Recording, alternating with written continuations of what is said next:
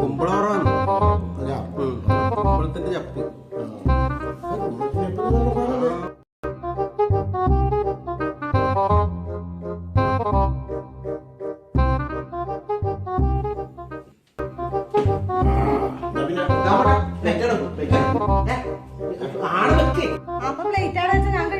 ഇല്ല മോളെ, അത് കുഴപ്പമൊന്നുമില്ല. ഞാൻ ഇത് കഴുകി ശീലിച്ചല്ല മോളെ, അത് കുഴപ്പമൊന്നുമില്ല. ഞാൻ വീട്ടിൽ തന്നെ കഴുകുന്നില്ല, അത് കുഴപ്പമില്ല. അത് കഴുകിക്കോളൂ.